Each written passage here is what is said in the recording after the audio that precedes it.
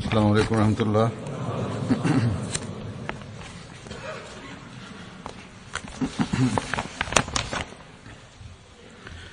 अशहदु अल्ला इलाहा इल्लल्लाह वहदहु ला शरीका लहु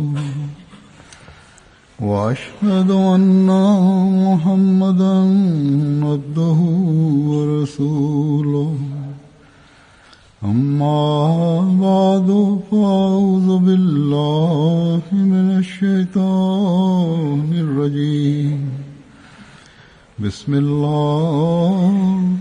रहमानिर रहीम अल्हम्दुलिल्लाहि रब्बिल आलमीन अर्रहमानिर रहीम मालिकि यौमिद्दीन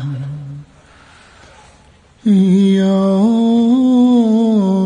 नअबुदु व इय्याका नस्तईन इहदिनस सिरातल मुस्तक़ीम सिरातल लज़ीना अनअमता अलैहिम गैरिल मग़्दूबि अलैहिम वलद्दाल्लीन।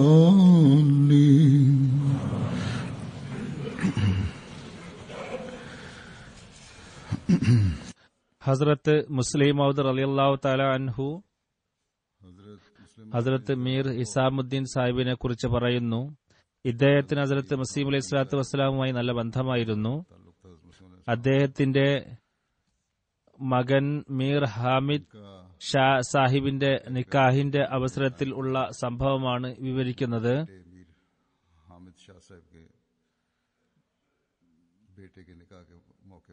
പറയുന്നു,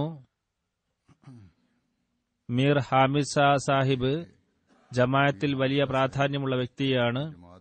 അദ്ദേഹം ഹസ്രത്ത് മസീഹ് അലൈഹി സ്വലാത്തു വസ്സലാമിന്റെ സഹാബിയായിരുന്നു. ഇദ്ദേഹത്തിന്റെ പിതാവ് ഹക്കീം ഇസാമുദ്ദീൻ സാഹിബിന് ഹസ്രത്ത് മസീഹ് അലൈഹി സ്വലാത്തു വസ്സലാമിനെ സിയാൽകോട്ടിൽ പിതാവിന്റെ നിരന്തരമുള്ള സമ്മർദ്ദത്തിൽ വഴങ്ങി ജോലിയിൽ പ്രവേശിച്ച കാലം മുതൽ അറിയാമായിരുന്നു.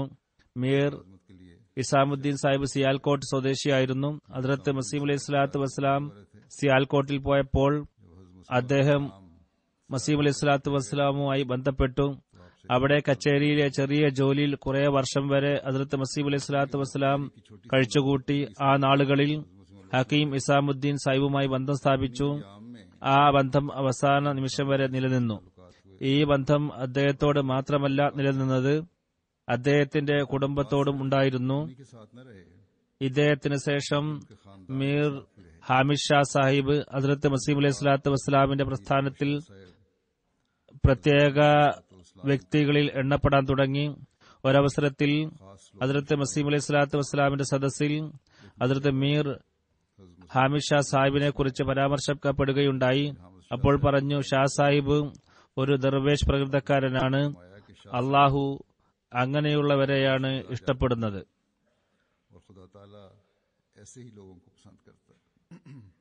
ഹസ്രത്ത് മുസ്ലിം മൗദ് റളിയല്ലാഹു തആല അൻഹു പറയുന്നു, ഹക്കീം ഇസാമുദ്ദീൻ സാഹിബിനോടുള്ള തുടക്കത്തിലുള്ള ബന്ധത്തിന്റെ പ്രാധാന്യം ഈ ഉദാഹരണത്തിലൂടെ മനസ്സിലാകുന്നതാണ്. ഒരിക്കൽ ഹസ്രത്ത് മസീഹ് അലൈഹി സ്വലാത്തു വസ്സലാം വാദത്തിന് ശേഷം സിയാൽകോട്ടിൽ പോയി.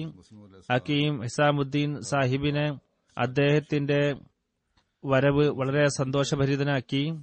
അദ്ദേഹം ഒരു വീട്ടിൽ മസീഹ് അലൈഹി സ്വലാത്തു വസ്സലാമിനുള്ള താമസമൊരുക്കി. എന്നാൽ ഏതൊരു വീട്ടിലാണോ താമസിപ്പിച്ചത് അതിന്റെ ടെറസിൽ ചുറ്റുമതിൽ ഇല്ല എന്നറിഞ്ഞപ്പോൾ ഹസ്രത്ത് മസീഹ് അലൈഹി സ്വലാത്തു വസ്സലാം സിയാൽകോട്ടിൽ നിന്നും തിരിക്കാൻ തീരുമാനിച്ചു. ചുറ്റുമതിലിനെ കുറിച്ച് ഒരു കാര്യം ഓർക്കണം, ഹദീസിലും വന്നിട്ടുള്ളതാണ്, ചുറ്റുമതിൽ ഇല്ലാത്ത ടെറസിൽ ഉറങ്ങരുത്. അന്നൊക്കെ ചൂടുകാലത്ത് പൊതുവിൽ ടെറസിന് മുകളിലാണ് രാത്രി ഉറങ്ങാറുള്ളത്. ഫാനൊന്നും അക്കാലത്തുണ്ടായിരുന്നില്ല. सोया करते थे, क्योंकि ഹദ്റത്ത് മസീഹ് അലൈഹി സ്വലാത്തു വസ്സലാം ചുറ്റുമതിൽ ഇല്ല എന്ന് കണ്ടപ്പോൾ പറഞ്ഞു, ഇവിടെ താമസിക്കാൻ പറ്റില്ല. അങ്ങനെ തിരിച്ചു പോകാൻ തീരുമാനിച്ചു. घर तो सही नहीं है, आपने वापसी का इरादा फरमा लिया। ഹദ്റത്ത് മുസ്ലിം മൗദ് പറയുന്നു, അപ്പോൾ ഞാൻ മുഖേന പുറത്ത് പുരുഷന്മാരെ അറിയിച്ചു, कि उस वक्त ഞങ്ങൾ നാളെ കാദിനാലിലേക്ക് തിരിക്കുന്നതാണ്. को ഈ വീട് താമസത്തിന് ഉചിതമല്ല എന്നും പറഞ്ഞു. കാരണം ഇതിന്റെ ടെറസിന് മുകളിൽ ചുറ്റുമതിൽ ഇല്ല. ഈ വാർത്ത കേട്ടപ്പോൾ इसकी छत पर मुंडे കേട്ടവരിൽ മൗലവി അബ്ദുൽ കരീം സാഹിബ് പോലെയുള്ളവർ ഉണ്ടായിരുന്നു. അവർ പറഞ്ഞു, അള്ളാഹുവിന്റെ ഇംഗിതം ഇതായിരിക്കും.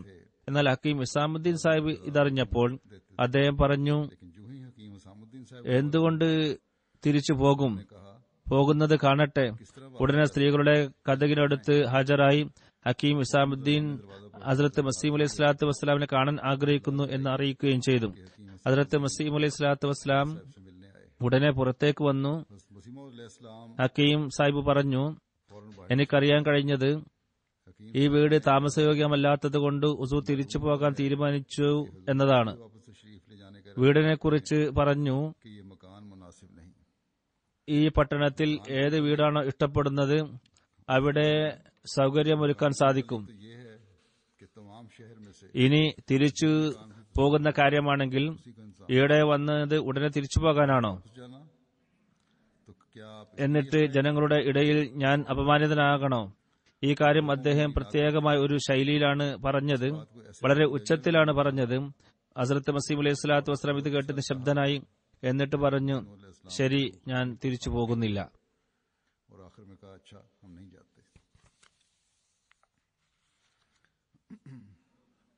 ഒരു സംഭവം വിവരിക്കുന്നു. ഹദ്റത്ത് മസീഹ് അലൈഹി സ്വലാത്തു വസ്സലാമിന്റെ അടുത്ത് ഒരാൾ വന്നു. कहते हैं അദ്ദേഹം अलैहिस्सलाम के पास एक शख्स आया, പറഞ്ഞു, ഞാൻ താങ്കളെ വളരെ ആദരിക്കുന്ന വ്യക്തിയാണ്. എന്നാൽ താങ്കളിൽ നിന്നും ഒരു വലിയ തെറ്റ് വന്നിരിക്കുന്നു.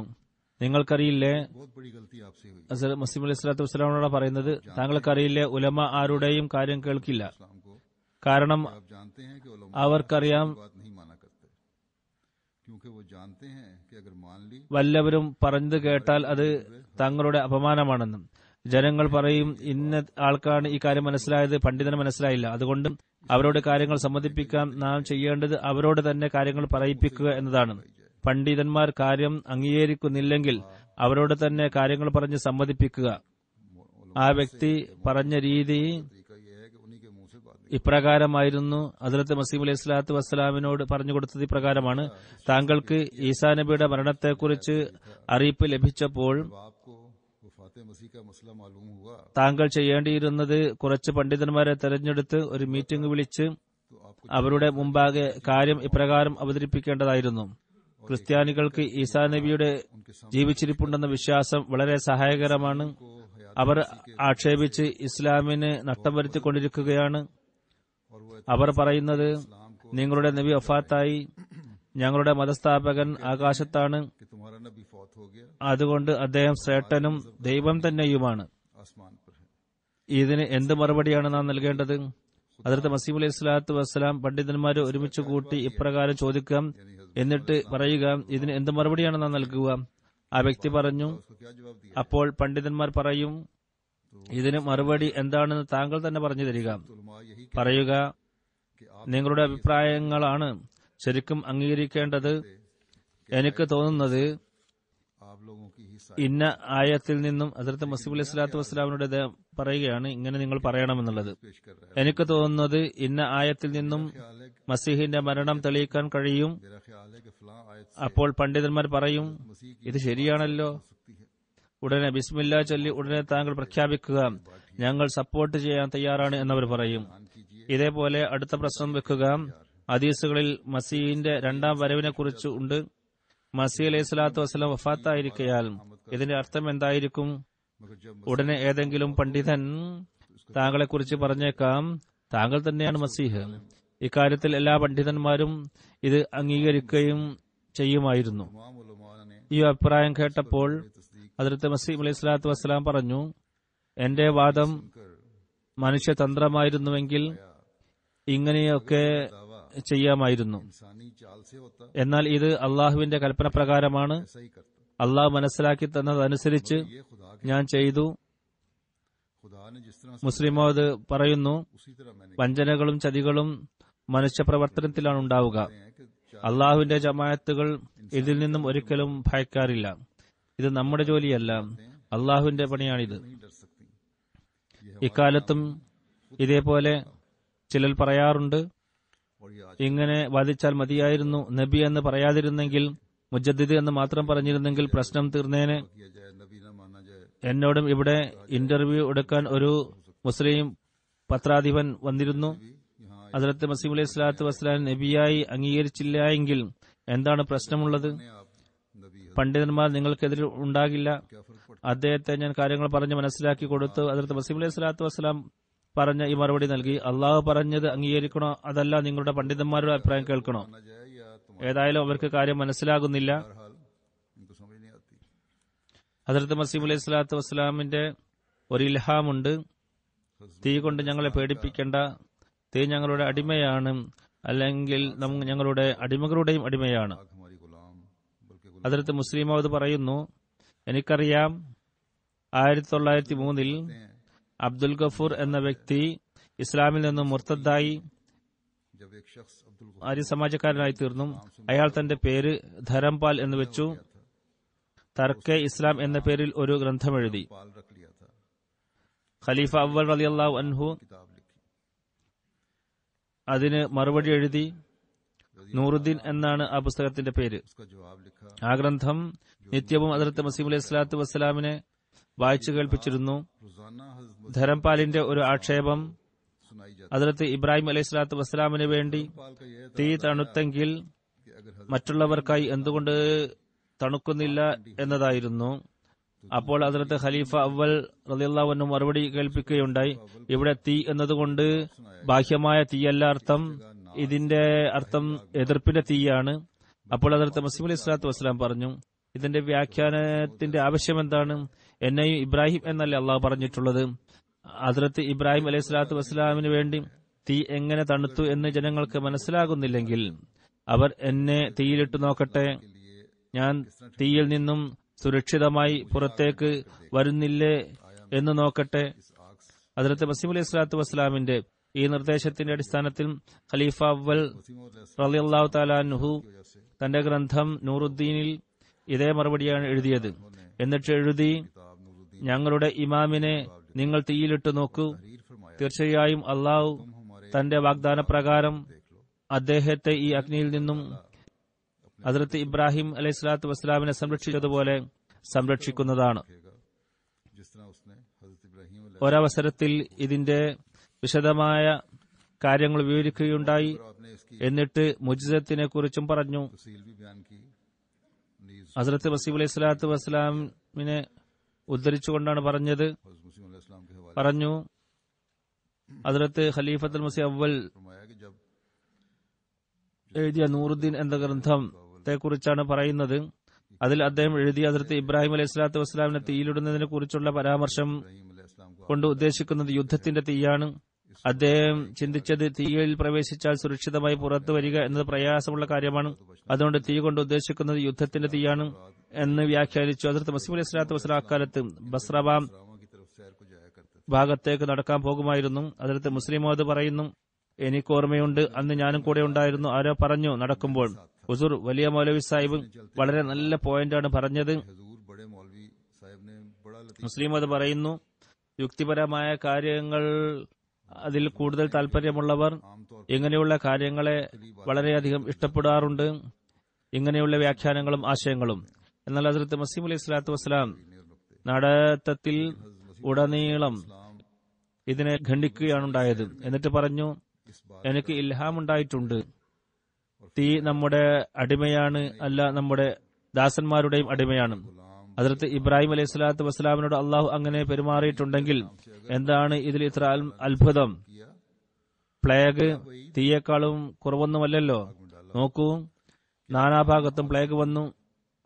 और देख लो എന്നാൽ क्या ये നമ്മുടെ വീടിനെ അള്ളാഹു ഇതിൽ നിന്നും സംരക്ഷിച്ചു. तरफ ताउन आई, അതിനാൽ ഹദ്റത്ത് ഇബ്രാഹിം അലൈഹി സ്വലാത്തു വസ്സലാമിനെ इससे महफूज അള്ളാഹു തീയിൽ നിന്നും രക്ഷിച്ചിട്ടുണ്ടെങ്കിൽ हज़रत അതിലെന്ത് അത്ഭുതമാണിരിക്കുന്നത്. अल्लाह ताला ने നമ്മുടെ ഭാഗത്ത് നിന്ന് മൗലവി സാഹിബിനെ അറിയിക്കുക, ഈ വ്യാഖ്യാനം വെട്ടിക്കളയുക.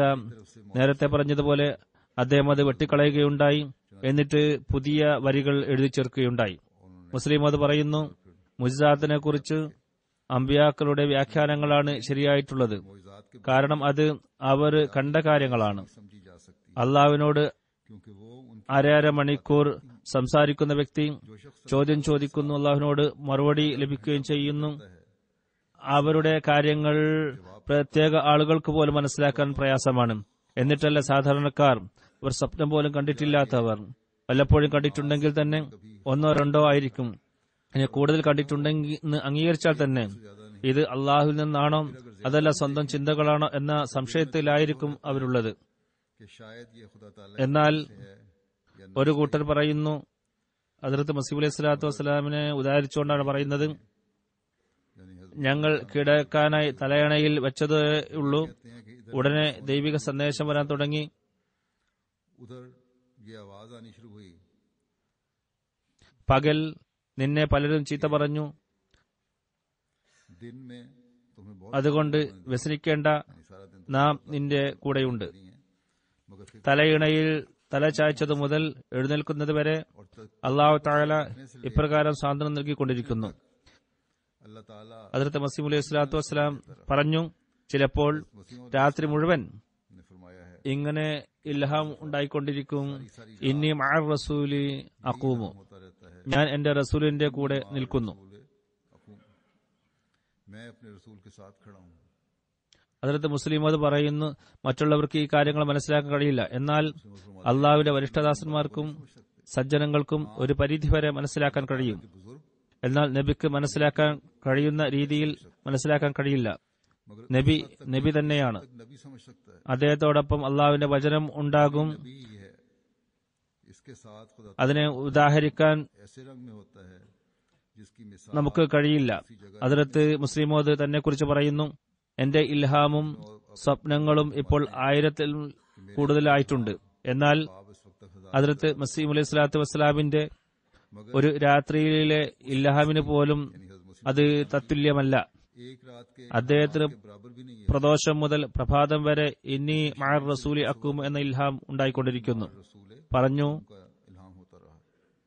നമ്മുടെ ജോലി फिर आपने फरमाया നമ്മുടെ ഭക്തജനങ്ങളെ ആദരിക്കുക എന്നതാണ്. എന്നാൽ നാം അവരെ അമ്പിയാക്കളോടുമായി താരതമ്യപ്പെടുത്തുമ്പോൾ हम उनको അവരെ അപമാനിക്കുകയാണ് ശരിക്കും ചെയ്യുന്നത്. तो गोया ഓരോരുത്തർക്കും വ്യത്യസ്തമായ കഴിവുകളാണുള്ളത്. എനിക്ക് ഓർമ്മയുണ്ട്, शख्स का अपना ഹദ്റത്ത് മസീഹ് അലൈഹി സ്വലാത്തു വസ്സലാമിന്റെ ജീവിതത്തിൽ मुझे याद है പൊതുവിൽ ഉണ്ടായിരുന്ന ചർച്ച ഇതാണ്, इस्लाम की जिंदगी അദ്ദേഹത്തിന് ഏറ്റവും ഇഷ്ടമുള്ള വ്യക്തി ആരാണ്. चर्चा ചിലർ പറയാറുള്ളത് വലിയ മൗലവി സാഹിബ്, അതായത് ഹദ്റത്ത് ഖലീഫ അവ്വൽ റളിയല്ലാഹു അൻഹു. के बड़े मौलवी साहब ചിലർ ചെറിയ മൗലവി സാഹിബിനെ, അതായത് മൗലവി അബ്ദുൽ കരീം സാഹിബിന്റെ പേരാണ് പറയാറുള്ളത്. ഖലീഫ അവ്വൽ റളിയല്ലാഹു അൻഹുവിനെ ഏറ്റവും കൂടുതൽ ഇഷ്ടപ്പെട്ടിരുന്നു എന്ന് പറയുന്നവരുടെ കൂടെയായിരുന്നു ഞാൻ. खलीफा अव्वल മുസ്ലിം അത് പറയുന്നു, എനിക്ക് ഓർമ്മയുണ്ട്, ज्यादा महबूब ഉച്ചസമയമായിരുന്നു, मुस्लिम फरमाते സന്ദർഭം ഓർമ്മയില്ല, हैं कि एक दफा മുമ്പെപ്പോഴോ ഈ സംഭവം വിവരിച്ചിട്ടുള്ളതാണ്. അപ്പോൾ സന്ദർഭവും വിവരിച്ചിട്ടുണ്ടാകും. പറയുന്നു, कर चुका हूँ और मुमकिन है ഇപ്പോൾ എനിക്ക് ഓർമ്മയില്ല എന്നാണ് അദ്ദേഹം പറയുന്നത്. പറയുന്നു, ഞാൻ വീട്ടിൽ വന്നു, इस वक्त याद नहीं. ഹദ്റത്ത് മസീഹ് അലൈഹി സ്വലാത്തു വസ്സലാം എന്നോടോ അമ്മാജാനോടോ പറഞ്ഞു, അവർ അവിടെ ഉണ്ടായിരുന്നു. इस्लाम ने मुझसे या അള്ളാഹു നമ്മോട് ചെയ്ത അനുഗ്രഹങ്ങളിൽ ഒന്ന് उनसे फरमाया ഹക്കീം സാഹിബിന്റെ അസ്തിത്വം കൂടിയാണ്.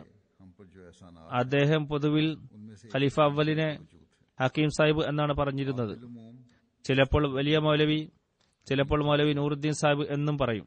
कभी बड़े मौलवी साहब അദ്ദേഹം അപ്പോൾ എന്തോ എഴുതുകയായിരുന്നു. करते थे.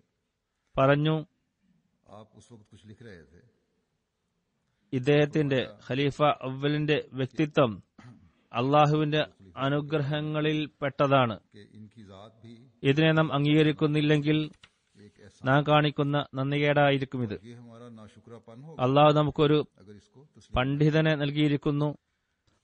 അദ്ദേഹം പകൽ മുഴുവനും ദർസ് നൽകുന്നു, ऐसा आलिम दिया है കൂടാതെ जो ചികിത്സിക്കുന്നു. देता है അത് മുഖേന ആയിരക്കണക്കിന് ജീവൻ രക്ഷപ്പെടുന്നു. करता है. മറ്റൊന്ന് എഴുതിയത്, ये हजारों जानें बच जाती हैं. और आपने ये भी लिखा है മുസ്ലിമോന്റെ മുമ്പിൽ നടന്ന ഒരു ചർച്ചയാണ് ആദ്യത്തേത്. പിന്നീട് എഴുതുന്നു, മസീഹ് അലൈഹി സ്വലാത്തു വസ്സലാം പ്രകാരം എഴുതി, നമ്മുടെ നാടി ചലിക്കുന്നത് പോലെ അദ്ദേഹം എന്നോടൊപ്പം ചലിക്കുന്നു. ഇത്രയും ഉന്നതിയിലുള്ള ഒരു വ്യക്തിയുടെ ഉദ്ധരണി ഹദ്റത്ത് മസീഹ് അലൈഹി സ്വലാത്തു വസ്സലാമിന്റെ ഉദ്ധരണിക്ക് എതിരിൽ കാണിച്ചാൽ, ഖലീഫ അവലിന്റെ ഒരു ഉദ്ധരണി ആരോ കേൾപ്പിക്കുകയുണ്ടായി. അപ്പോഴാണ് ഇത് പറഞ്ഞത്.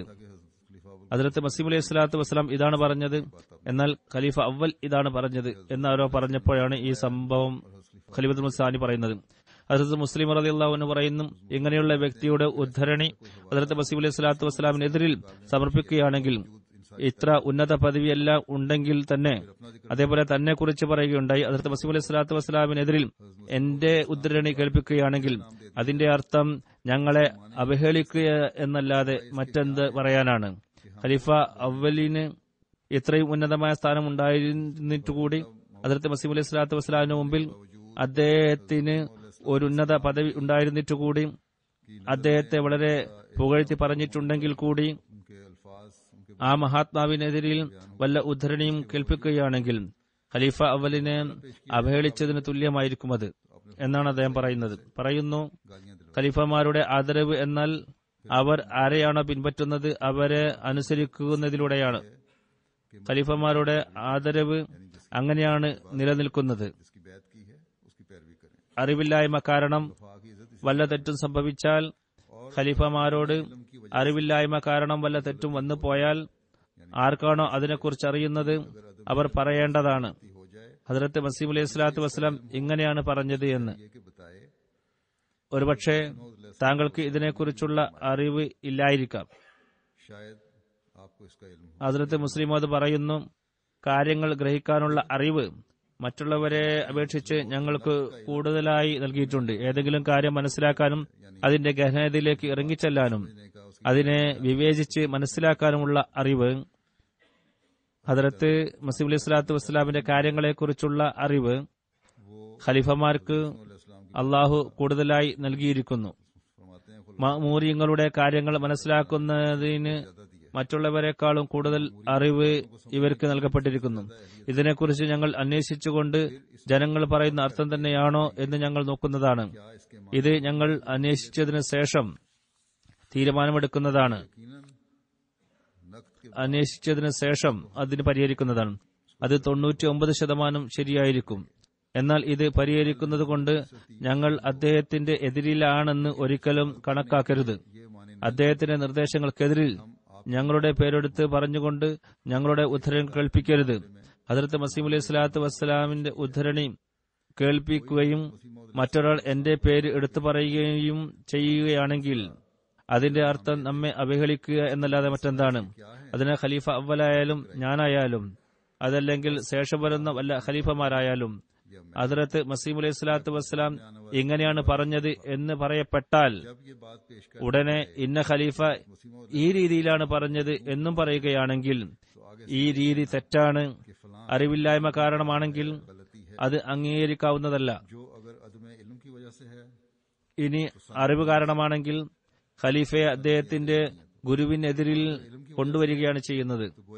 എന്നാൽ ഗുരുവിന്റെ ഏതെങ്കിലും ഉദ്ധരണിയുടെ വ്യാഖ്യാനം ഖലീഫ ചെയ്തിട്ടുണ്ടെങ്കിൽ ഇപ്രകാരം പറയാവുന്നതാണ്, അതായത് ഇന്ന ഖലീഫ അതിനെ ഈ രീതിയിലാണ് വ്യാഖ്യാനിച്ചത്, മറ്റേ ഖലീഫ ഇങ്ങനെയാണ് വ്യാഖ്യാനിച്ചത്. ഈ രീതിയിൽ ഖലീഫ നബിക്കെതിരിലല്ല നിൽക്കുന്നത്, മറിച്ച് നബിയുടെ വചനത്തെ വ്യാഖ്യാനിക്കുന്ന വ്യക്തിക്കെതിരെയായിരിക്കും അയാൾ നിൽക്കുന്നത്. ഹദ്റത്ത് മുസ്ലിം മൗദ് റളിയല്ലാഹു അൻഹു പറയുന്നു, ഓർക്കേണ്ട മറ്റൊരു കാര്യം, ഖലീഫമാർക്ക് എല്ലാം ഓർമ്മയുണ്ടായിരിക്കണമെന്നില്ല. ഹദ്റത്ത് അബൂബക്കറിനും ഹദ്റത്ത് ഉമർ റളിയല്ലാഹു അൻഹുവിനും എല്ലാ ഹദീസുകളും ഓർമ്മയുണ്ടായിരുന്നു. ഇതേപോലെ ഹദ്റത്ത് മസീഹ് അലൈഹി സ്വലാത്തു വസ്സലാമിന്റെ എത്രയോ കാര്യങ്ങൾ നമുക്ക് ഓർമ്മയില്ല. മറ്റുള്ളവരാണ് അതിനെക്കുറിച്ച് പറഞ്ഞു തരുന്നത്. നാം മനസ്സിലാക്കുന്നത് ആർക്കാണോ അറിയാവുന്നത് അവർ പറഞ്ഞു തരികയാണെങ്കിൽ അവർ നൽകുന്ന വലിയ ഒരു ഉപകാരമായിരിക്കും അത്. പറയുന്നു, ഖലീഫ എല്ലാ കാര്യത്തെക്കുറിച്ചും അറിഞ്ഞിരിക്കണമെന്നില്ല. അധികം പേർക്കും അറിയാവുന്ന ഒരു കാര്യമാണ്, അക്കാലത്ത് സഹാബാക്കൾ ഇഷ്ടം പോലെ ഉണ്ടായിരുന്നു. അവരോടാണ് ഖലീഫത്തുൽ മസീഹ് സാനി പറയുന്നത്. പലർക്കും അറിയാവുന്നതാണ്, ഖലീഫ അവൽ പുസ്തകം വളരെ കുറച്ചേ വായിക്കാറുണ്ടായിരുന്നുള്ളൂ. कहते हैं कि खलीफा अव्वल किताब में बहुत कम पढ़ा, ഹദ്റത്ത് മസീഹ് അലൈഹി സ്വലാത്തു വസ്സലാമിന്റെ പുതിയ പുസ്തകങ്ങൾ അതിൽ വളരെ കുറച്ചാണ് വായിക്കാറുണ്ടായിരുന്നത്. किताबें शाया होती എന്റെ മുമ്പിൽ ഒരു സംഭവം നടന്നിട്ടുണ്ട്. മുസ്ലിം മോദ് റളിയല്ലാഹു അൻഹു പറയുന്നു, मेरे सामने ആരോ മസീഹ് അലൈഹി സ്വലാത്തു വസ്സലാമിനോട് പറഞ്ഞു, താങ്കൾ മൗലവി സാഹിബിന് പ്രൂഫ് വായിക്കാൻ എന്തിനാണ് അയച്ചു കൊടുക്കുന്നത്? അദ്ദേഹം ഇതിൽ വൈദഗ്ധ്യമുള്ള ആളല്ലല്ലോ. അദ്ദേഹത്തിന് പ്രൂഫ് നോക്കാനുള്ള പരിശീലനം കിട്ടിയിട്ടില്ല. ചിലർക്ക് ഈ കാര്യത്തിൽ നല്ല കഴിവുള്ളവരുണ്ടാകും, ചിലർക്ക് കഴിവില്ല. മുസ്ലിം അത് പറയുന്നു, ഞാൻ ഖുത്ബ നോക്കാറുണ്ട്, അതിലും എത്രയോ തെറ്റുകൾ പ്രിന്റ് ചെയ്ത് വരാറുണ്ട്. അതിനൊരു ഉദാഹരണം അദ്ദേഹം പറയുന്നു, ഇന്ന് പ്രസിദ്ധീകരിച്ച ഖുത്ബയിൽ തന്നെ വലിയ തെറ്റ് വന്നിട്ടുണ്ട്, ഞാൻ ശരിയാക്കി കൊടുത്തിരുന്നു. അപ്പോൾ എന്റെ മനസ്സിൽ ആദ്യത്തെ വരിയെക്കുറിച്ചുള്ള ആശയം ഇപ്പോൾ വന്നതുപോലെ ആയിരുന്നില്ല. അത് കാരണമാണ് തെറ്റ് സംഭവിച്ചത്. ഞാൻ പറയാൻ ഉദ്ദേശിച്ചിരുന്നത് वजह से गलती हो गई और उस गलती की वजह से कहना तो ये था कि हजरत सल्लल्लाहु अलैहि वसल्लम के बाद जो है, തിരുനബി സല്ലല്ലാഹു അലൈഹി വസല്ലമക്ക് ശേഷമുള്ള നുബുവത്ത് എന്ന് പറയരുത്. और मैंने इसके बाद എന്നാൽ പ്രിന്റ് ചെയ്തതിനു ശേഷം ഞാൻ വായിച്ചു നോക്കിയപ്പോൾ ഞാൻ ഉദ്ദേശിച്ചത് നേരെ തിരിച്ചുള്ള കാര്യമാണ് വന്നത്. नबूवत बना दे, मगर छपने के बाद कहते हैं അൽഫസിൽ ഈ വാചകം വായിച്ചപ്പോൾ फिक्रा बिल्कुल ഞാൻ അത്ഭുതപ്പെട്ടു പോയി. था। എഴുതാൻ ഉദ്ദേശിച്ചത് मैं ये फिक्रा पढ़कर मैं ഇപ്രകാരമാണ്: തിരുനബി സല്ലല്ലാഹു അലൈഹി വസല്ലമക്ക് ശേഷം चाहते थे ഒരു ശർഈ നബിയും വരില്ല. ശരീഅത്തില്ലാത്ത നബിക്ക് വരാവുന്നതാണ്. അതായത് തിരുനബിയുടെ നുബുവത്തിനെ തന്നെ നിലനിർത്തിക്കൊണ്ട് അതിനെ തന്നെ തുടർന്നു കൊണ്ടുപോകുന്ന നുബുവത്തിന് വരാവുന്നതാണ്. जारी रख के ഏതായിരുന്നാലും वसल्लम की नबूवत को ही कायम എഴുതിയപ്പോൾ ഇതിന് നേരെ എതിരായുള്ള ആശയമാണ് വന്നത്. ശർഈ നബിയുടെ മാർഗം തടയപ്പെട്ടിട്ടില്ല എന്ന രീതിയിലാണ് ആശയം വന്നത്. ഏതായിരുന്നാലും അതിനെ അദ്ദേഹം വിശദീകരിക്കുകയുണ്ടായി. പറയുന്നു, बहरहाल आपने इसकी तफसील फरमाई। फिर आप फरमाते हैं ചിലർ പ്രൂഫ് നോക്കാൻ നല്ല കഴിവുള്ളവരായിരിക്കും, ചിലർക്ക് കഴിയില്ല. ആരോ മസീഹ് അലൈഹി സ്വലാത്തു വസ്സലാമിനോട് പറഞ്ഞു, മൗലവി സാഹിബ് ഇതിന് കഴിവില്ലാത്ത വ്യക്തിയാണ്, എന്തുകൊണ്ടാണ് താങ്കൾ പ്രൂഫ് അദ്ദേഹത്തിന് നോക്കാൻ കൊടുക്കുന്നത്? ഹദ്റത്ത് മസീഹ് അലൈഹി സ്വലാത്തു വസ്സലാം പറഞ്ഞു, മൗലവി സാഹിബിന് ഒഴിവ് കുറവാണ്, मुस्लिमों ने फरमाया രോഗികളെ എപ്പോഴും പരിശോധിക്കുന്നു. साहब को फुर्सत ഞാൻ ആഗ്രഹിക്കുന്നത് അദ്ദേഹം പ്രൂഫെങ്കിലും വായിക്കട്ടെ, അങ്ങനെ चाहते हैं നമ്മുടെ ആശയം എന്താണെന്ന് लिया करें അറിഞ്ഞിരിക്കട്ടെ. ता അദ്ദേഹത്തിന് हालात से वाकफियत रहे और फिर മസീഹ് അലൈഹി സ്വലാത്തു വസ്സലാമിനെ കുറിച്ച് കണ്ണടച്ച വിശ്വാസമായിരുന്നു. എന്നാലും അറിവില്ലാത്തത് കാരണം तस्लीफा अव्वल എതിരായ കാര്യവും വന്നു പോയേക്കാം. ഹദ്റത്ത് മസീഹ് അലൈഹി സ്വലാത്തു വസ്സലാം പറയുന്നു, പ്രൂഫ് അയക്കുന്നത് അദ്ദേഹത്തിന് പുസ്തകം വായിക്കാനുള്ള അവസരം ലഭിക്കാറില്ല. അതുകൊണ്ട് പ്രൂഫ് വായിക്കുമ്പോൾ നമ്മുടെ ആശയങ്ങൾ എന്തെല്ലാമാണെന്ന് അദ്ദേഹത്തിന് അറിയാൻ സാധിക്കുന്നതാണ്. पढ़ने से ഹദ്റത്ത് हमारे ख्यालात से उनको वाकफ മുസ്ലിമോദ് പറയുന്നു, വായിച്ചു എന്നതുകൊണ്ട് എല്ലാം ഓർമ്മ വെക്കണമെന്നില്ല. फरमाते हैं कि पढ़ने के बाद ഉദാഹരണത്തിന് ഹസ്രത്ത് യഹിയ അലൈഹി സ്വലാത്തു വസ്സലാം വധിക്കപ്പെട്ടു എന്ന ഉദ്ധരണി എനിക്ക് ലഭിച്ചില്ല. മൗലവി മുഹമ്മദ് ഇസ്മായിൽ സാഹിബിനോട് പറഞ്ഞു അത് എടുത്തു തരാൻ. सका മുസ്ലിം അത് പറയുന്നു, എന്റെ ഓർമ്മശക്തി എന്ന് പറഞ്ഞാൽ വിശുദ്ധ ഖുർആന്റെ फरमाते हैं कि मेरा हाफिज നിത്യവും ഓതുന്ന സൂറത്തുകളുടെ करीम की दो ആയത്തുകൾ തന്നെ എനിക്ക് പെട്ടെന്ന് എടുത്തു കാണിക്കാൻ കഴിയില്ല. എന്നാൽ തെളിവുകളുടെ അടിസ്ഥാനത്തിൽ ഞാൻ മനസ്സിലാക്കിയിട്ടുണ്ടെങ്കിൽ അത് എത്ര കാലമായാലും എനിക്ക് ഓർമ്മയുണ്ടാകും. जिसका ताल्लुक എനിക്ക് ഓർത്തിരിക്കേണ്ട ആവശ്യമില്ലാത്ത അതാണെങ്കിൽ അത് ഓർമ്മയിൽ ഉണ്ടാകില്ല. ഉദ്ധരണികൾ മറ്റുള്ളവരോട് എടുപ്പിക്കാൻ എനിക്ക് സാധിക്കുന്നതാണ്, അതുകൊണ്ട് ഞാൻ അത് ഓർമ്മ വെക്കാറില്ല. ഇതിൽ നിന്ന് വ്യക്തമാകുന്ന ഒരു കാര്യം, ഖലീഫമാർ एक बात ഏതെങ്കിലും കാര്യത്തെക്കുറിച്ച് വ്യാഖ്യാനിക്കുന്നുണ്ടെങ്കിൽ ഹദ്റത്ത് മസീഹ് അലൈഹി സ്വലാത്തു വസ്സലാമിന്റെ വ്യക്തമായ വ്യാഖ്യാനത്തിന് എതിരാണെങ്കിൽ इस्लाम के അതിനെക്കുറിച്ച് അറിയിക്കേണ്ടതാണ്. से उलट है എന്നാൽ तो उसके बारे में ഖലീഫ देनी चाहिए മനസ്സിലാക്കുകയാണ് और വ്യാഖ്യാനിക്കപ്പെട്ടത് वक्त समझे ഹദ്റത്ത് മസീഹ് അലൈഹി സ്വലാത്തു വസ്സലാമിന്റെ ഉദ്ധരണിക്ക് യോജിച്ചതാണെന്ന്, എന്നാൽ അത് തന്നെ അംഗീകരിക്കപ്പെടുന്നതുമാണ്. इस्लाम के इक्तबास ഇനി അല്ലെങ്കിൽ അദ്ദേഹം തന്റെ കാര്യം ശരിയാക്കുന്നതാണ്. എന്നാൽ ഖലീഫ ഇങ്ങനെ പറഞ്ഞു, മസീഹ് അലൈഹി സ്വലാത്തു വസ്സലാം അങ്ങനെ പറഞ്ഞു എന്ന് പറയുന്നതും പരസ്പരം വൈരുദ്ധ്യം എന്തുകൊണ്ടാണ് എന്ന് പറയുന്നതും ശരിയല്ല. വൈരുദ്ധ്യം ഒന്നുമേയില്ല. ചിലപ്പോൾ അറിവില്ലായ്മ ഉണ്ടായേക്കാം. बाज़ अदम इल्म जरूर होता है। സൂര്യചന്ദ്ര ഗ്രഹങ്ങളെക്കുറിച്ച് പരാമർശിച്ചുകൊണ്ട് പറയുന്നു, बस ഒരു സംഭവം നടക്കുകയുണ്ടായി. और फरमाते हैं एक वाकया हुआ നമ്മുടെ ജമാഅത്തിലെ പ്രസിദ്ധമായ ഒരു സംഭവമാണ്. ഒരു എതിരാളിയായ മൗലവി, ഗുജറാത്ത് സ്വദേശി, എപ്പോഴും ജനങ്ങളോട് പറയാറുണ്ടായിരുന്നത്, गुजरात का रहने वाला മിർസ സാഹിബിന്റെ വാദം കേട്ട് വഞ്ചിതരാകരുത്. था। ഹദീസുകളിൽ വ്യക്തമായി എഴുതിയിട്ടുള്ളത് മഹദിയുടെ ഒരടയാളം ഇതാണ്. അദ്ദേഹത്തിന്റെ കാലത്ത് സൂര്യനും ചന്ദ്രനും റമദാൻ മാസത്തിൽ ഗ്രഹണം സംഭവിക്കും എന്നുള്ളതാണ്. ഈ പ്രവചനം പൂർത്തിയാകാത്തിടത്തോളം കാലം സൂര്യനും ചന്ദ്രനും റമദാൻ മാസത്തിൽ ഗ്രഹണം സംഭവിക്കാത്തതുവരെ അദ്ദേഹത്തിന്റെ വാദത്തെ ഒരിക്കലും ശരിയാണെന്ന് പറയാൻ കഴിയില്ല. യാദൃച്ഛികമെന്ന് പറയാം. ആ മൗലവി ജീവിച്ചിരിക്കുന്ന കാലത്ത് തന്നെ സൂര്യനും ചന്ദ്രനും ഗ്രഹണം ബാധിച്ചു. सूरज और चांद के ആ മൗലവിയുടെ चांद के ग्रहण की पेशगोई पूरी हो गई, चैन लग गया। അയൽവാസിയായി ഒരു അഹമ്മദിയും ഉണ്ടായിരുന്നു. അദ്ദേഹം കേൾപ്പിക്കുകയാണ്, में एक अहमदी रहता था। സൂര്യന് ഗ്രഹണം ബാധിച്ചപ്പോൾ आया ആ മൗലവി തന്റെ വീട്ടിന് മുകളിൽ കയറി അങ്ങോട്ടും ഇങ്ങോട്ടും നടക്കാൻ തുടങ്ങി. उस मौलवी ने घबराहट में നടന്നുകൊണ്ട് പറയുന്നുണ്ടായിരുന്നു, को चढ़कर ഇനി ജനങ്ങൾ വഴിതെറ്റും, ഇനി ജനങ്ങൾ വഴിതെറ്റും. जाता था, उन लोग गुमराह होंगे। എന്നാൽ പ്രവചനം പൂർത്തിയായത് കാരണം ഹദ്രത്ത് മിർസ സാഹിബിനെ അംഗീകരിച്ചുകൊണ്ട് ജനങ്ങൾ നേർമാർഗത്തിലാകുകയാണ് ചെയ്യുക, വഴികേടിലാകുകയല്ല. ക്രിസ്ത്യാനികൾ ഒരു ഭാഗത്ത് അംഗീകരിച്ചിരുന്നത് മുൻ ഗ്രന്ഥങ്ങളിൽ പറയപ്പെട്ട എല്ലാ അടയാളങ്ങളും പൂർത്തിയായി കഴിഞ്ഞിരിക്കുന്നു എന്നാണ്. മറുഭാഗത്ത് തിരുനബി സല്ലല്ലാഹു അലൈഹി വസല്ലമയുടെ വാദം കേട്ട് അവർ പറഞ്ഞിരുന്നത് ഇപ്പോൾ യാദൃച്ഛികമായി ഒരു കള്ളവാദി വാദം ഉന്നയിച്ചു എന്നാണ്. മറ്റു മുസ്ലിങ്ങൾ ഇപ്പോൾ പറയുന്നത് അടയാളങ്ങളെല്ലാം പൂർത്തിയായിട്ടുണ്ട്, എന്നാൽ യാദൃച്ഛികമെന്ന് പറയട്ടെ, ഇപ്പോൾ ഒരു കള്ളവാദി വാദം ഉന്നയിച്ചിരിക്കുകയാണ്. എന്നാൽ അത്ഭുതമെന്ന് പറയാം, ഇങ്ങനെയുള്ള യാദൃശ്ചികത്വം കള്ളവാദികൾക്ക് മാത്രമാണ് ലഭിക്കുന്നത്, സത്യവാന്മാർക്ക് ലഭിക്കുന്നില്ല. കള്ളവാദികൾക്കായാണ് ദൈവസഹായം ഇപ്പോൾ ലഭിക്കുന്നത്, കള്ളവാദികൾക്ക് ലഭിക്കുന്നില്ല. ഹദ്റത്ത് മസീഹ് അലൈഹി സ്വലാത്തു വസ്സലാമിന്റെ മാപ്പാക്കലും വിട്ടുവീഴ്ചയെയും കുറിച്ച് പരാമർശിച്ചുകൊണ്ട് പറയുന്നു,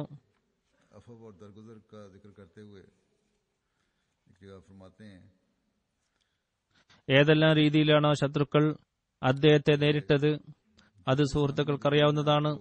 ശത്രുക്കൾ കുശവന്മാരെ അദ്ദേഹത്തിന് പാത്രമുണ്ടാക്കി കൊടുക്കുന്നതിൽ നിന്നും വിലക്കി, വെള്ളം നൽകുന്നതിൽ നിന്നും എല്ലാവരെയും വിലക്കി.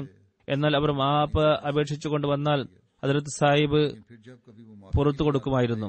ഒരിക്കൽ അദ്ദേഹത്തിന്റെ എതിരാളികൾ പിടിക്കപ്പെടുകയുണ്ടായി. മജിസ്ട്രേറ്റ് പറഞ്ഞു, ഞാൻ ഈ കേസ് എടുക്കണമെങ്കിൽ ഒരു നിബന്ധനയുണ്ട്. മിർ സാഹിബ് ഒരിക്കലും ശുപാർശ ചെയ്യരുത്, കാരണം അദ്ദേഹം അവസാനം മാപ്പാക്കിയാൽ എനിക്ക് വെറുതെ അവരെ അറസ്റ്റ് ചെയ്യിപ്പിക്കേണ്ട കാര്യമെന്തിരിക്കുന്നു. എന്നാൽ മറ്റു സഹോദരങ്ങൾ പറഞ്ഞു, അവർക്ക് ശിക്ഷ എന്തു തന്നെയായാലും ലഭിക്കണം. കുറ്റവാളികൾ മനസ്സിലാക്കി ശിക്ഷ എന്തായാലും ലഭിക്കുമെന്ന്. അപ്പോൾ അവർ ഹദ്റത്ത് സാഹിബിന്റെ അടുത്ത് വന്ന് മാപ്പിനപേക്ഷിച്ചു. ഹദ്റത്ത് സാഹിബ് ജോലിക്കാരെ വിളിച്ചു പറഞ്ഞു, ഇവർക്ക് മാപ്പ് നൽകിയാലും. അവർ പറഞ്ഞു, ഞങ്ങൾ വാക്കുകൊടുത്തു പോയതാണ്, ഒരുവിധ ശുപാർശയും ഞങ്ങൾ ചെയ്യുന്നതല്ല എന്ന്. ഹദ്റത്ത് അഖ്ദസ് പറഞ്ഞു, മാപ്പിന് വേണ്ടി പറയുമ്പോൾ നമുക്ക് എന്ത് ചെയ്യാൻ കഴിയും? മജിസ്ട്രേറ്റ് പറഞ്ഞു, കണ്ടില്ലേ, ഞാൻ നേരത്തെ പറഞ്ഞത് തന്നെയല്ലേ സംഭവിച്ചത്, മനസ്സായ മാപ്പ് നൽകുക തന്നെ ചെയ്തില്ലേ. ഈ സംഭവങ്ങൾ നമുക്ക് ആനന്ദിക്കാൻ മാത്രമുള്ളതല്ല, മറിച്ച് നാം ഇത് നമ്മിൽ നടപ്പിൽ വരുത്തേണ്ടതാണ്. മാപ്പാക്കുന്നതിലേക്കും വിട്ടുവീഴ്ച ചെയ്യുന്നതിലേക്കും നമ്മൾ കൂടുതലായി ശ്രദ്ധിക്കേണ്ടതാണ്. മറ്റൊരു സംഭവം വിവരിച്ചുകൊണ്ട് പറയുന്നു, തന്നെക്കുറിച്ച് പറയുകയാണ്, ശാന്തമായ ഹൃദയത്തോടെ ശത്രുക്കളെ നേരിടുന്ന വ്യക്തിയാണ് ഞാൻ എന്റെ ചെവി കൊണ്ട് എതിരാളികളുടെ ചീത്തവിളി കേട്ടിട്ടുണ്ട്, എന്റെ മുമ്പിൽ ഇരുത്തി കേട്ടിട്ടുണ്ട്. ഇതെല്ലാമാണെങ്കിലും മര്യാദയോടും മാന്യതയോടും കൂടിയാണ് അങ്ങനെയുള്ളവരോട് ഞാൻ പെരുമാറിയിട്ടുള്ളത്. എനിക്ക് കല്ലേറും ലഭിച്ചിട്ടുണ്ട്. ഹദ്റത്ത് മസീഹ് അലൈഹി സ്വലാത്തു വസ്സലാമിന് നേരെ അമൃത്സറിൽ കല്ലെറിയപ്പെട്ടപ്പോൾ എനിക്കും ഏറ്റിട്ടുണ്ട്. അന്ന് ഞാൻ കുട്ടിയായിരുന്നു. അപ്പോഴും അതിന്റെ ഒരു പങ്ക് അള്ളാഹു എനിക്ക് നൽകിയിട്ടുണ്ട്. ജനങ്ങൾ ഹദ്റത്ത് മസീഹ് അലൈഹി സ്വലാത്തു വസ്സലാം സഞ്ചരിച്ചിരുന്ന വാഹനത്തിനു നേരെ കല്ലെറിഞ്ഞുകൊണ്ടിരുന്നു. അപ്പോൾ എനിക്ക് 14-15 വയസ്സായാണ് ഉണ്ടായിരുന്നത്. വണ്ടിയുടെ ഒരു ജനൽ തുറന്നിരിക്കുകയായിരുന്നു. ഞാൻ ആ ജനൽ അടക്കാൻ ശ്രമിച്ചു.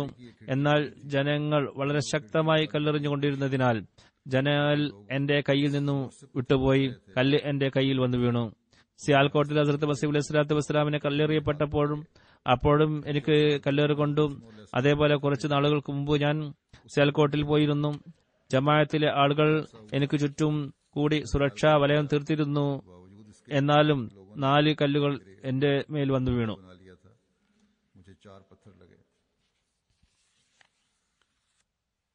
പറയുന്നു, ഹദ്റത്ത് മസീഹ് അലൈഹി സ്വലാത്തു വസ്സലാം തന്റെ എതിരാളികളോട് പറഞ്ഞു, എല്ലാവർക്കും തങ്ങളുടെ മതത്തിന്റെ ഗുണങ്ങൾ വിവരിക്കാൻ അവസരം ലഭിക്കുന്ന സമ്മേളനങ്ങൾ സംഘടിപ്പിക്കുക.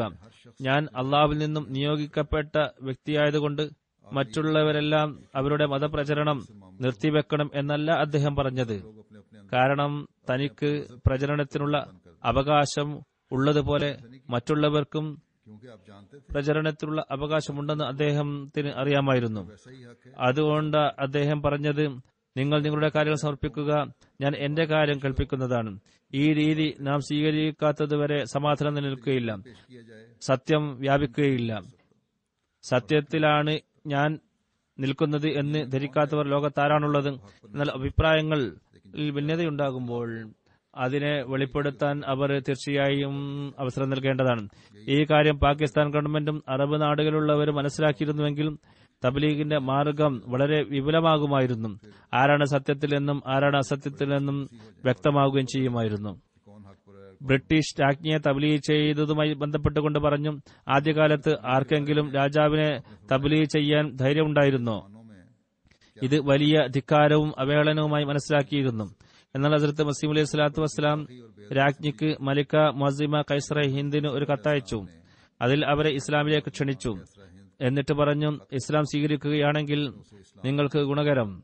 ഇത് കേട്ട് അവർ അനിഷ്ടം പ്രകടിപ്പിക്കുന്നതിന് പകരം ഈ കത്തിനെ നന്ദി അറിയിച്ചുകൊണ്ട് മറുപടി എഴുതി, താങ്കളുടെ കത്ത് ലഭിച്ചു, ഇത് വായിച്ച് സന്തോഷമുണ്ട്. ഇന്ന് ഏജന്റാണെന്ന് പറഞ്ഞ് ആക്ഷേപിക്കുന്നു. അവർക്ക് ഇന്നും ഇസ്ലാമിന്റെ തബ്ലീഗ് നടത്താൻ സാധിച്ചിട്ടില്ല. തുർക്കിയിലെ ഒരു അംബാസിഡർ ഒരിക്കൽ ഖാദിയാനിൽ വന്നു. ഇതിനെ പരാമർശിച്ചുകൊണ്ട് പറയുന്നു, ഇന്ന് കുറെ വർഷങ്ങൾക്ക് മുമ്പ് ഹദ്റത്ത് മസീഹ് അലൈഹി സ്വലാത്തു വസ്സലാം ജീവിച്ചിരുന്ന കാലത്ത് ഒരു തുർക്കി അംബാസിഡർ ഇവിടെ വന്നു. തുർക്കി ഭരണകൂടത്തെ ശക്തിപ്പെടുത്തുന്നതിനായി മുസ്ലിങ്ങളിൽ നിന്നും കുറെ ചന്ത അദ്ദേഹം പിരിച്ചിരുന്നു. അഹമ്മദിയ ജമാഅത്തിനെ കുറിച്ച് കേട്ടപ്പോൾ ഖാദിയാനിൽ വന്നു. ഹുസൈൻ കാമി എന്നതാണ് അദ്ദേഹത്തിന്റെ പേര്. ഹദ്റത്ത് മസീഹ് അലൈഹി സ്വലാത്തു വസ്സലാമുമായി അദ്ദേഹം സംസാരിച്ചു. ഇവിടെ നിന്ന് നല്ല സാമ്പത്തിക സഹായം ലഭിക്കും എന്നാണ് അദ്ദേഹം കരുതിയിരുന്നത്. ഹദ്റത്ത് മസീഹ് അലൈഹി സ്വലാത്തു വസ്സലാം അദ്ദേഹത്തെ അതിഥികളെ ആദരിക്കേണ്ട രീതിയിൽ തന്നെ ആദരിക്കുകയുണ്ടായി. അതോടൊപ്പം മതസംഭാഷണം നടന്നു. ഹദ്റത്ത് മസീഹ് അലൈഹി സ്വലാത്തു വസ്സലാം അദ്ദേഹത്തിന് ചില ഉപദേശങ്ങൾ നൽകി. വിശ്വസ്തതയിലും ആത്മാർത്ഥതയിലും അടിയുറച്ച് നിൽക്കേണ്ടതാണ്. ജനങ്ങളോട് അക്രമം കാണിക്കരുത്. മുസ്ലിം നാടുകൾക്ക് ഇന്ന് വളരെ ആവശ്യമായ കാര്യം ഇതാണ്. പറഞ്ഞു, റൂമി സൽത്തനത്ത് ഇങ്ങനെയുള്ള ആളുകൾ മുഖേന അപകടത്തിലാണ്. കാരണം ഭരണകൂടത്തിലെ വലിയ ഉത്തരവാദിത്തം വഹിക്കുന്ന ആളുകൾ തങ്ങളുടെ സേവനങ്ങളെ വിശ്വസ്തയോടെ ചെയ്യുന്നില്ല. ഭരണകൂടത്തിന്റെ ശരിയായ ഗുണകാംക്ഷികളല്ല. തങ്ങളുടേതായ വിവിധ വഞ്ചന കാരണം ഇസ്ലാമിക ഭരണകൂടത്തെ തകർക്കാൻ ശ്രമിച്ചുകൊണ്ടിരിക്കുകയാണ് അവർ. സൽത്താൻ റോം അന്ന് ഖിലാഫത്ത് എന്നാണ് അറിയപ്പെട്ടിരുന്നത്. അവരുടെ അവസ്ഥ അത്ര നല്ലതല്ല എന്നും അറിയിക്കുകയുണ്ടായി. ഞാൻ കശ്ഫിൽ അവരുടെ ഭാവി നല്ലതായി കാണുന്നില്ല. എന്റെ പക്കൽ ഈ അവസ്ഥയിൽ പര്യവസാനം നല്ലതായിരിക്കില്ല എന്നതാണ്. തുർക്കി ഗവൺമെന്റിന്റെ കണ്ണുകളിൽ ചില പുഴുക്കുത്തുകളുണ്ട്. അത് സമയം വരുമ്പോൾ പൊട്ടിപ്പോകും. മാത്രമല്ല വിശ്വാസ വഞ്ചന കാണിക്കുകയും ചെയ്യും.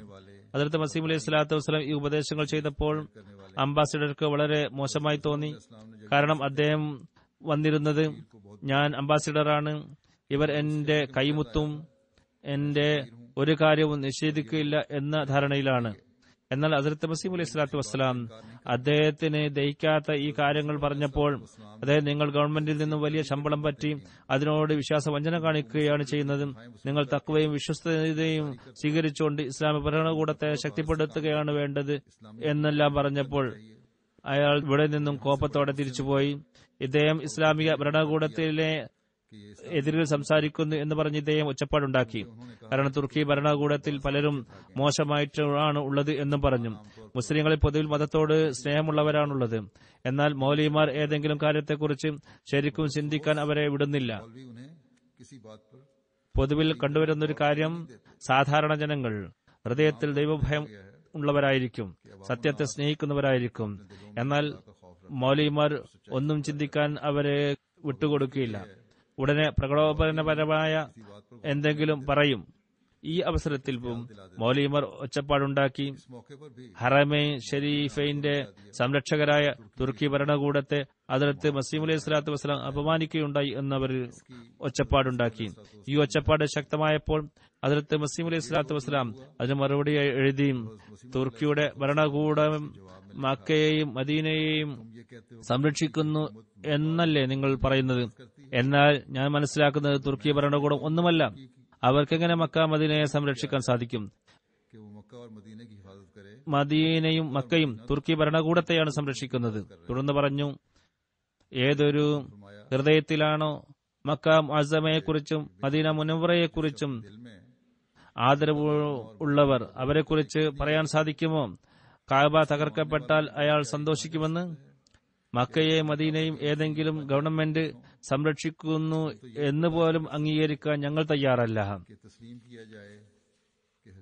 ഞങ്ങൾ മനസ്സിലാക്കുന്നത് അർശിൽ നിന്നും അള്ളാഹു മക്കയെയും മദീനയെയും സംരക്ഷിക്കുന്നു എന്നതാണ്. ഒരു മനുഷ്യനും അതിനെ ദുഷ്ടലാക്കാതെ നോക്കാൻ പോലും കഴിയുകയില്ല. വല്ല ശത്രുവും ഈ പവിത്രമായ സ്ഥലത്തെ ആക്രമിക്കുകയാണെങ്കിൽ അപ്പോൾ മനുഷ്യകരങ്ങളും സംരക്ഷിക്കുന്നതിനായി നീട്ടേണ്ടി വരും എന്നത് ശരി തന്നെ. ഇനി വല്ലവരും ഇതിനെ തകർക്കാൻ ശ്രമിച്ചാൽ സംരക്ഷണത്തിന്റെ ഉത്തരവാദിത്തം അള്ളാഹു മനുഷ്യനെ ഏൽപ്പിച്ചത്. അതിന്റെ അടിസ്ഥാനത്തിൽ അഹ്മദിയ ജമാഅത്ത് മറ്റുള്ളവരെക്കാളും മുമ്പിൽ നിന്ന് ഏതു രീതിയിലാണ് ത്യാഗം ചെയ്യുന്നത് എന്ന് ലോകത്തിന് കാണാൻ സാധിക്കും. ഞങ്ങൾ ഈ സ്ഥലങ്ങളെ ഏറ്റവും പവിത്രമായ സ്ഥലങ്ങളായി കരുതുന്നു.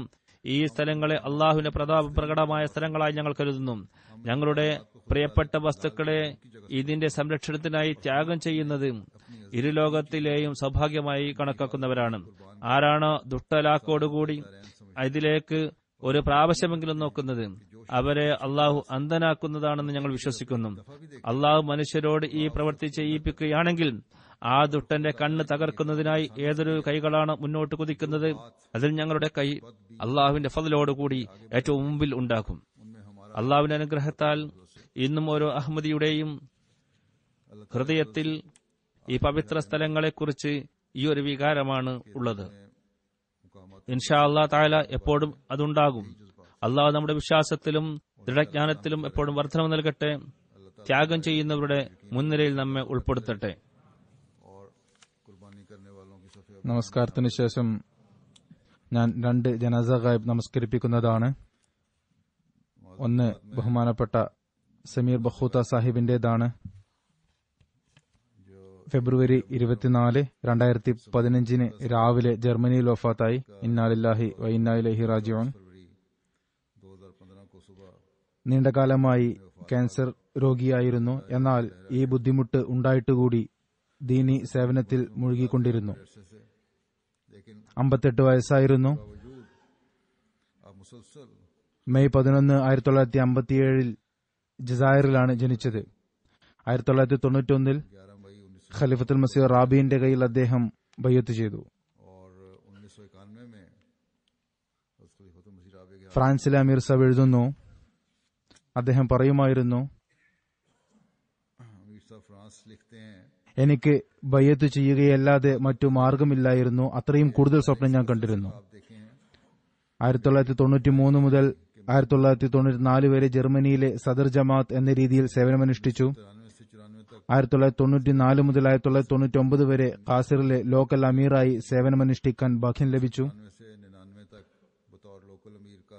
1999 മുതൽ 2003 വരെ ഹസന്നാഗ് റീജിയനിലെ റീജിയൻ അമീർ എന്ന രീതിയിൽ സേവനത്തിനുള്ള തൗഫീഖ് ലഭിച്ചു. ഫ്രാൻസിലെ അമീർ സാബ് എഴുതുന്നു, 1998 ഫ്രാൻസിലെ വാർഷിക സമ്മേളനത്തിൽ പങ്കെടുത്തു. അദ്ദേഹവുമായി എന്റെ ആദ്യ കൂടിക്കാഴ്ചയായിരുന്നു. സംസാരമധ്യേ പറയുകയുണ്ടായി, ഹസരത്ത് മുസ്ലിമോദ് റളിയല്ലാഹു അൻഹു പറഞ്ഞ 2 ഉന്മത്തരിൽ ഒരാൾ ഞാൻ ആകണമെന്നാണ് ഞാൻ ആഗ്രഹിക്കുന്നത്. जो दो दीवानों का जिक्र फरमाया है അതിനുശേഷം അദ്ദേഹം कि एक मैं ഉന്മത്തരെ പോലെ തന്നെ തബ്ലീഗിന്റെ യഥാർത്ഥ കടമ നിർവഹിക്കുവാൻ വേണ്ടി ശ്രമിക്കുകയുണ്ടായി. को बाकी दीवानों की तरह कि इसका हक अदा करने 2006 तबलीग का हक മുഅല്ലിം എന്ന രീതിയിൽ സേവനം ചെയ്യുവാനായി വഖഫ് ചെയ്തുകൊണ്ട് എനിക്ക് എഴുതുകയുണ്ടായി. मुझे लिखा था ആദ്യം തന്നെ സേവനമനുഷ്ഠിച്ചിരുന്നു. हैसियत मुअल्लिम खुद दीन के लिए वक़्फ़ करता हूँ. അതിനുശേഷം തൊട്ട് മരണം വരെ അദ്ദേഹം വളരെ നല്ല രീതിയിൽ സേവനമനുഷ്ഠിച്ചു. तो बहरहाल उसके बाद से लेके तादम आखिर इन्होंने बड़े ഫ്രാൻസിൽ അമീർ സൗദൻ എഴുതുന്നു, വിനീതൻ സമീർ ബഖൂത്ത സാഹിബിനെ കഴിഞ്ഞ 16 വർഷമായി തബ്ലീഗ് രംഗത്ത് ഉന്മത്തരെ പോലെ ജോലി എടുക്കുന്നതായി കണ്ടിട്ടുണ്ട്. ഫ്രാൻസിലെ ഇടപെടലുകളിലൂടെയും लीग में दीवानों की तरह काम മറക്കേസ് ട്യൂണിസിലെ ദ്വീപുകളിലൂടെയും അക്കാരിബഷിലെ ദ്വീപുകളിലൂടെയും വീട് വീടാന്തരം എല്ലാ ഇടവഴികളിലൂടെയും കാൽനടയായി പോകേണ്ടി വരുമ്പോൾ ദൂരം കൂടുതലാണ്, വണ്ടിയില്ല എന്നൊന്നും പറഞ്ഞിരുന്നില്ല. കാൽനടയായി തന്നെ പോകുമായിരുന്നു. മൈലുകൾ നടന്ന് ലിറ്ററേച്ചർ വിതരണം ചെയ്യുകയും തബ്ലീഗ് ചെയ്യുകയും ചോദ്യത്തിനുള്ള ഉത്തരം നൽകുകയും ചെയ്യുമായിരുന്നു. और सवालों के जवाब देते. ഖിലാഫത്തിനോട് അനുരക്തിയായിരുന്നു. खिलाफत से इनको इश्क था और എന്നിൽ നിന്നും ലഭിക്കുന്ന എല്ലാ കത്തുകളും സൂക്ഷിച്ച് വെക്കുമായിരുന്നു. വളരെ വില കൽപ്പിക്കുമായിരുന്നു. तरफ से उसको बड़ा संभाल के रखते थे और बड़ा एहतराम करते थे. ദ്വീപുകളിൽ പലതവണ സന്ദർശിച്ച് അവിടെ ജമാഅത്തുകളെ പ്രവർത്തന നിരതരാക്കി. അവിടുത്തെ സദർ സാഹിബ് പറയുന്നു, കഠിന ചൂടുകാലത്തും എത്തിപ്പെടാൻ ബുദ്ധിമുട്ടുള്ള സ്ഥലങ്ങളിൽ ഗ്രാമങ്ങൾ തോറും കാൽനടയായി പോയി ഷുഗറിന്റെ ബുദ്ധിമുട്ടുണ്ടായിട്ടും പ്രവർത്തിച്ചുകൊണ്ടേയിരുന്നു. गांव पैदल गए और बावजूद शुगर की तकलीफ के ഫ്രാൻസിലെ അമീർ സാഹിബിന്റെ കൂടെ മൊറാക്കഷ് സന്ദർശനം നടത്തി. ഒരിക്കൽ അവിടെ ഒരു ചെറിയ പെരുന്നാളും मराकश के റമദാനും അവിടെ ചെലവഴിച്ചു. दौरान एक दफा ईद उल फितर भी वहीं गुजारी അഹമ്മദികളുടെ और रमजान വീടുകൾ തോറും കയറിയിറങ്ങി അവരെ ഒരുമിച്ചുകൂട്ടി ജമാഅത്ത് വ്യവസ്ഥയെക്കുറിച്ച് പറഞ്ഞുകൊടുക്കുകയും ചെയ്യുമായിരുന്നു. उन्हें इकट्ठा करते. വലിയ സ്ഥിരചിത്തതയോടുകൂടിയാണ് അദ്ദേഹം സേവനമനുഷ്ഠിച്ചത്. തബ്ലീഗ് മാത്രമല്ല ചെയ്തിരുന്നത്, തബ്ലീഗ് ചെയ്ത വ്യക്തികൾക്ക് നല്ല ശിക്ഷണവും നൽകിയിരുന്നു. ജമാഅത്തുകളെ പ്രവർത്തന നിരതരാക്കിയിരുന്നു. उनकी तरबियत भी की और जमातों को ऑर्गेनाइज भी किया. ദ്യൂനസിലെ തബ്ലീഗ് യാത്രയ്ക്കിടയിൽ ഒരിക്കൽ പോലീസ് പിടിച്ചു. यूनुस में तबलीगी सफर के दौरान एक दफा പിന്നീട് യൂറോപ്യൻ പാസ്പോർട്ടാണ് എന്നതുകൊണ്ട് പറഞ്ഞയച്ചു. उसके बाद फिर यूरोपियन पासपोर्ट की वजह से फिर छोड़ दिया गया. ഫ്രാൻസിലെ അമീർ സാഹിബ് പറയുന്നു, अमीर साहब फ्रांस कहते हैं അദ്ദേഹം ഒരു ജിന്നിനെ പോലെ തബ്ലീഗ് ചെയ്യുമായിരുന്നു എന്ന് ഞാൻ പറഞ്ഞാൽ അത് തെറ്റാവുകയില്ല. അവസാന സമയത്തും തബ്ലീഗ് ചെയ്യുവാനും ജമാഅത്തി പ്രവർത്തനങ്ങളിൽ ഏർപ്പെടുവാനും ജമാഅത്ത് അംഗങ്ങളെ നസീഹത്ത് ചെയ്തുകൊണ്ടിരുന്നു. और उन्होंने आखिरी जो അവസാന സമയത്ത് ഈ സമയത്ത് കൈസറിലുള്ള നമ്മുടെ മുറബിക്ക് സന്ദേശം എഴുതിക്കൊണ്ട് ഞാൻ മുഖേന എന്തെങ്കിലും തെറ്റുകൾ സംഭവിച്ചിട്ടുണ്ടെങ്കിൽ മാപ്പാക്കണം എന്നാണ് പറഞ്ഞത്. मुझसे कोई गलती യഥാർത്ഥത്തിൽ അദ്ദേഹം तो माफ कर दें. लेकिन വളരെ ആത്മാർത്ഥതയോടുകൂടി इन्होंने അദ്ദേഹം ചെയ്ത ബയ്യത്തിന്റെ നിബന്ധനകളെ നിറവേറ്റുക മാത്രമല്ല, ദീനീ സേവനം ചെയ്യും എന്ന പ്രതിജ്ഞയെ അതിന്റെ बल्कि എത്രത്തോളം ഉന്നതിയിലെത്തിക്കാൻ കഴിയുമോ അതുവരെ എത്തിക്കാൻ ശ്രമിക്കുകയുണ്ടായി. भी उसकी जो इंतहा हो सकती थी उस तक पहुंचाने की कोशिश की. അദ്ദേഹത്തിന്റെ നടപ്പും ഇരിപ്പും ദീനീ സേവനമായിരുന്നു. खिदमत दीन ही ഖിലാഫത്തിനോടുള്ള അനുസരണം अपना बिछाना था और खिलाफत की ഒരു പുതിയ അഹമ്മദിക്ക് അനുസരണത്തിന്റെ ആവേശത്തിൽ ഇത്രമാത്രം മുഴുകാൻ കഴിയുമോ എന്ന് മനുഷ്യന് ചിന്തിക്കാൻ പോലും സാധ്യമല്ല. इस हद तक इताअत के जज्बे से सरशार होगा. കാസിറിലെ മുറബിയായ സഫീറുർ റഹ്മാൻ എഴുതുന്നു, കഴിഞ്ഞ ജുമാ ദിവസം ഹോസ്പിറ്റലിലെ പ്രവർത്തകരോട് വളരെ ബുദ്ധിമുട്ടി ജുമാ നമസ്കരിക്കാൻ അനുവാദം വാങ്ങി പള്ളിയിൽ വന്നു. ऐसी बड़ी मुश्किल से जुमा पढ़ने की ഫോട്ടോ എടുത്ത് ഇത് തന്റെ അവസാന ജുമയാണെന്ന് അദ്ദേഹത്തിന് അറിയാമായിരുന്നു. तस्वीर അത് പറയുമായിരുന്നു. मेरा ये आखिरी जुमा है कहते थे.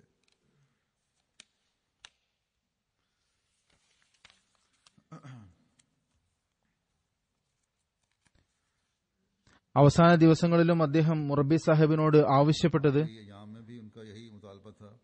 എത്രയും പെട്ടെന്ന് ഹദരത്ത് മുസ്ലിം മൗദൂദ് റളിയല്ലാഹു അൻഹുവിന്റെ ദിക്ർ ഇലാഹി എന്ന പുസ്തകത്തിന്റെ 2 കോപ്പിയാണ് അദ്ദേഹം ആവശ്യപ്പെട്ടത്. सबको कहते हैं कि हज़रत मुस्लिम मौद की तस्नीफ അത് അദ്ദേഹം തന്റെ തബ്ലീഗ് ചെയ്തുകൊണ്ടിരിക്കുന്ന ഡോക്ടർമാർക്ക് എത്തിക്കണമായിരുന്നു. उन्होंने अपने ज़ेरे तबलीग പറയുന്നു, पहुंचानी थी और कहते हैं जैसे ഞാൻ ഹോസ്പിറ്റലിൽ ഈ പുസ്തകം എത്തിച്ച ഉടനെ തന്നെ സമീർ സാഹിബ് അത് പെട്ടെന്ന് ഡോക്ടർ സാഹിബിനെ ഏൽപ്പിക്കണമെന്ന് ഭാര്യയോട് പറഞ്ഞു. और डॉक्टर ഡോക്ടർ സമീർ ബഖൂത്ത സാഹിബിന്റെ രീതിയിലും സ്വഭാവത്തിലും വളരെ ആകർഷിക്കപ്പെട്ടിരുന്നു. ഇതുപോലെ ക്ഷമാശീലനും അള്ളാഹുൽ അർപ്പണം ചെയ്യുന്നവനുമായ ഒരു രോഗിയെ ഇതുവരെ കണ്ടിട്ടില്ല എന്ന് അവർ ഇടയ്ക്കിടയ്ക്ക് പറയുമായിരുന്നു. മുറബി സാഹിബ് പറയുന്നു, ഒരിക്കൽ മീറ്റിംഗ് ഉണ്ടായിരുന്നു. അതിൽ അതിഥി സൽക്കാരത്തിനായി എത്ര ആളുകൾക്ക് ഭക്ഷണം ഉണ്ടാക്കണം, എന്തൊക്കെ ഉണ്ടാക്കണം എന്ന് അതിൽ തീരുമാനമെടുക്കണമായിരുന്നു. ഇത്ര ഉണ്ടാക്കണം എന്ന് പറഞ്ഞ് നീണ്ട ചർച്ചകൾ തന്നെയുണ്ടായി. അതിൽ സമീർ ബഖൂത്ത സാഹിബ് പ്രതിനിധി എന്ന നിലയിൽ അവിടെ ഉണ്ടായിരുന്നു. അദ്ദേഹം വളരെ അതൃപ്തി പ്രകടിപ്പിച്ചുകൊണ്ട് പറഞ്ഞു, നമുക്ക് നിയമങ്ങൾ ആദ്യം മുതൽ പഠിപ്പിച്ചു തരാൻ നമ്മൾ ചെറിയ കുട്ടികളൊന്നുമല്ല. ഈ ജമാഅത്ത് നമുക്ക് ഒരു പുതിയ ജമാഅത്തുമല്ല. നമ്മുടെ അടുക്കൽ ഒരു വ്യവസ്ഥിതിയുണ്ട്. ആ വ്യവസ്ഥ കാലത്തിന്റെ ഖലീഫയുടെ പ്രതിനിധി നമുക്കിടയിലുണ്ട് എന്നതാണ്, അഥവാ മുറബിയുണ്ട്. അദ്ദേഹം എന്താണോ നമ്മോട് പറയുന്നത് നമ്മൾ അത് അനുസരിക്കുകയാണ് വേണ്ടത്. അതുകൊണ്ട് ഇത്ര എണ്ണം ഉണ്ടാക്കണം, ഇത്ര എണ്ണത്തിൽ ഉണ്ടാക്കണം എന്ന കാര്യത്തെ കൈവിട്ടുകൊണ്ട് ഇദ്ദേഹം എന്താണോ തീരുമാനിക്കുന്നത് അതനുസരിച്ച് പ്രവർത്തിക്കുക.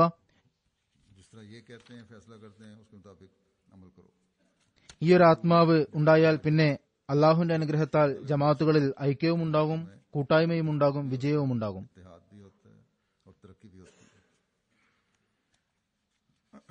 എപ്പോഴും പറയുമായിരുന്നു, നമുക്ക് അവസരം കിട്ടുന്ന എല്ലാ മേഖലകളിലും ഹദരത്ത് മസീഹ് മൗഊദ് അലൈഹി സ്വലാത്തു വസ്സലാമിന്റെ സന്ദേശം എത്തിക്കുക എന്നതാണ് നമ്മുടെ പ്രവൃത്തി. പിന്നെ ഹിദായത്ത് കൊടുക്കുന്നത് അള്ളാഹുവാണ്. തബ്ലീഗ് എന്റെ ഓക്സിജനാണെന്ന് പറയുമായിരുന്നു. അള്ളാഹുവിന്റെ അനുഗ്രഹത്താൽ ഖാസിൽ ജമാഅത്തിൽ ഒരുപാട് പാകിസ്ഥാനി അല്ലാത്ത അഹമ്മദികളുണ്ട്. അവർ എല്ലാവരും ഇദ്ദേഹം മുഖേന അഹമ്മദിയത്ത് സ്വീകരിച്ചവരാണ്. തന്റെ പുറകെ ഭാര്യ മറിയം ബഖൂത്ത സാഹിബിയെ കൂടാതെ 3 ആൺമക്കളെയും ഓർമ്മയ്ക്കായി വിട്ടിട്ടുണ്ട്. നൂറുദ്ദീൻ, മൂത്ത മകൻ നൂറുദ്ദീൻ കല്യാണം കഴിച്ചതാണ്. പിന്നെ അബ്ദുൽ കരീം, മുനീർ അഹമ്മദ് എന്നിവരാണ്.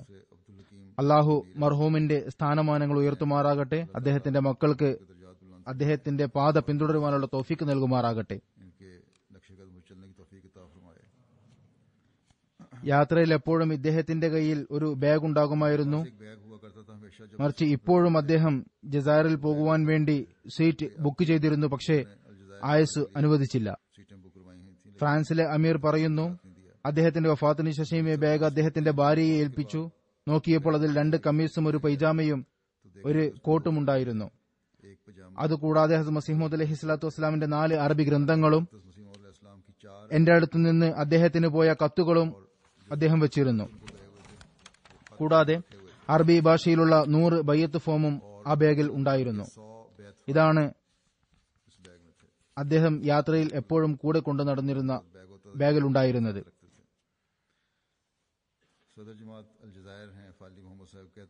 ജസായറിലെ സദർ ജമാഅത്ത് ഖാലി മുഹമ്മദ് സാഹിബ് പറയുന്നു, സൽസ്വഭാവിയായ മനുഷ്യനായിരുന്നു. കാലത്തിന്റെ ഖലീഫയുടെ നല്ല രീതിയിൽ പ്രാതിനിധ്യം വഹിക്കുന്ന വ്യക്തിയായിരുന്നു. പറയുന്നു, 2007 ഇദ്ദേഹവുമായി എന്റെ ആദ്യത്തെ കൂടിക്കാഴ്ച നടക്കുന്നത്.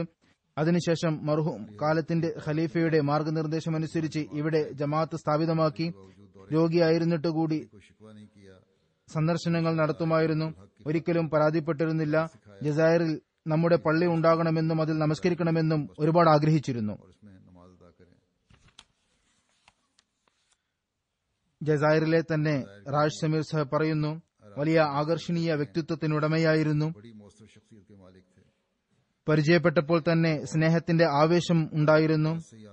ആദ്യ കൂടിക്കാഴ്ചയുടെ അവസരത്തിൽ തന്നെ ഈ പ്രദേശത്തിന് നമുക്കൊരു പള്ളി ഉണ്ടാകുമോ എന്ന് അദ്ദേഹത്തോട് ചോദിച്ചു. ചിരിച്ചുകൊണ്ട് പറഞ്ഞു, നബി സല്ലല്ലാഹു അലൈഹി വസല്ലമയുടെ യഥാർത്ഥ ദാസനുമായി അള്ളാഹു ചെയ്ത വാഗ്ദാനം തീർച്ചയായും സത്യമാണ്. ഇവിടെ പള്ളി ഉണ്ടാക്കുന്ന ആ ദിവസം ഞാൻ ഇല്ല എങ്കിൽ എന്നെ മറക്കരുത്. തീർച്ചയായും എന്നെ ദുആയിൽ ഓർമ്മിക്കണം. ഒരിക്കൽ ബഖൂത്ത സാഹിബ് പറയുന്നു, ആഫ്രിക്കൻ സന്ദർശന വേളയിൽ ഒരു വയസ്സായ വ്യക്തി അദ്ദേഹത്തിന്റെ കൈ പിടിച്ചുകൊണ്ട് ചോദിച്ചു, ഞാൻ നിങ്ങൾക്കൊരു ഖജനാവ് കാണിച്ചു തരട്ടെയോ? പിന്നെ തന്റെ കീശയിൽ നിന്ന് ബയ്യത്ത് സ്വീകരിച്ചുകൊണ്ടുള്ള കത്ത് ഒരു പ്ലാസ്റ്റിക് കവറിൽ സുരക്ഷിതമായി വെച്ചിരുന്നത് കാണിച്ചുകൊണ്ട് പറഞ്ഞു, ഈ ഖജനാവിന്റെ സംരക്ഷണം നിർബന്ധമാണ്. ഈ ആളുകളാണ് അഹമ്മദിയായിക്കൊണ്ട് തന്റെ ആത്മാർത്ഥതയിലും കൂറിലും മുന്നേറിക്കൊണ്ടിരിക്കുന്നത്. ജർമ്മനിയിൽ നിന്ന് അബ്ദുൽ കയ്യൂം സാഹിബ് എഴുതുന്നു, अब्दुल कयूम साहब लिखते हैं जर्मनी से, അഹമ്മദിയത്തിന്റെ ഖലീഫയുമായി അന്ധമായി സ്നേഹിക്കുന്നവനും മേലുദ്യോഗസ്ഥന്മാരെ അനുസരിക്കുന്നവനും अल्लाह की इताअत करने वाले तबलीग के ആത്മാർത്ഥതയും കൂറുമുള്ള അഹമ്മദിയായിരുന്നു. खुदाई अहमदी थे. ഹദരത്ത് മസീഹ് അലൈഹി സ്വലാത്തു വസ്സലാമിന്റെ അറബിയിലുള്ള ഗ്രന്ഥങ്ങളും അറബിയിൽ തർജ്ജമ ചെയ്യപ്പെട്ട ഗ്രന്ഥങ്ങളും 3 പ്രാവശ്യം വായിക്കുകയും പല ഭാഗങ്ങളും കാണാതെ പഠിക്കുകയും ചെയ്തിട്ടുണ്ട്. അദ്ദേഹം കാസറിലെ അമീറായിരുന്ന അവസരത്തിൽ അദ്ദേഹത്തിന്റെ തബ്ലീഗ് മുഖേന 18 വ്യത്യസ്ത സമുദായത്തിലെ ആളുകൾ ജമാഅത്തിൽ പ്രവേശിച്ചു. അദ്ദേഹം അവർക്ക് ശിക്ഷണവും നൽകി ജമാഅത്തിന് വേണ്ടി का फाल हिस्सा बना. പ്രവർത്തിക്കുന്നവരുമാക്കി മാറ്റുകയും ചെയ്തു. नमाज सेंटर में 70 से 90 अरब अहमदी കേസറിലെ ജമാഅത്തിനുള്ള ഒരു മലക്കായിരുന്നു. अरब दोस्त अपने गैर अहमदी दोस्तों को भी പള്ളി ലഭ്യമാകുന്നതിലും അദ്ദേഹത്തിന് വലിയ പങ്കുണ്ട്. അറബി, ഫ്രഞ്ച്, ജർമ്മൻ എന്നീ ഭാഷകളിൽ പാണ്ഡിത്യമുണ്ടായിരുന്നു. हासिल करने में भी आपका बहुत बड़ा किरदार है. अरबी, फ्रेंच और जर्मन में സമി ഖുറൈശി സാഹിബ് പറയുന്നു, ഞാൻ മുഖേന അദ്ദേഹം ബയ്യത്ത് ചെയ്ത് ബയ്യത്ത് ഫോം ഖലീഫത്തുൽ മസീഹ് റാബിന് അയച്ചപ്പോൾ जब समी कुरैशी साहब कहते हैं मेरे जरिए से उन्होंने बैत की और उसके राबे को जब ये बैत फार्म भिजवाया गया, बैत की इतला दी. യൻസുറുക റിജാലുൻ നൂഹി ഇലൈഹി മിനസ്സമാ എന്ന ഹസരത്ത് മസീഹ് മൗഊദ് അലൈഹി സ്വലാത്തു വസ്സലാമിന്റെ ഇൽഹാമിനെ സാക്ഷ്യപ്പെടുത്തുന്ന വ്യക്തിയാണ് ഇദ്ദേഹം എന്ന് ഖലീഫത്തുൽ മസീഹ് റാബി പറഞ്ഞിരുന്നു. അള്ളാഹുവിന്റെ അനുഗ്രഹത്താൽ അദ്ദേഹം അത് തെളിയിക്കുകയും ചെയ്തു. അടുത്ത ജനാസ ചൌധരി ബഷീർ അഹമ്മദ് സാഹിബിന്റേതാണ്. ചൌധരി ഇബ്രാഹിം സാഹിബിന്റെ മകനായിരുന്നു. इब्राहिम साहब के बेटे थे. ഷെഖ്പൂരയിൽ താമസിക്കുന്ന വ്യക്തിയായിരുന്നു. पूरा के रहने वाले 77-78 അദ്ദേഹത്തിന് ബയ്യത്ത് ചെയ്യുവാനുള്ള തോഫീക്ക് ലഭിച്ചു. भाई, പിന്നീട് അദ്ദേഹത്തിന്റെ കുടുംബവും 2 സഹോദരന്മാരും ബയ്യത്ത് ചെയ്തു. उनकी फैमिली भी और 2 भाइयों ने भी बैत कर ली.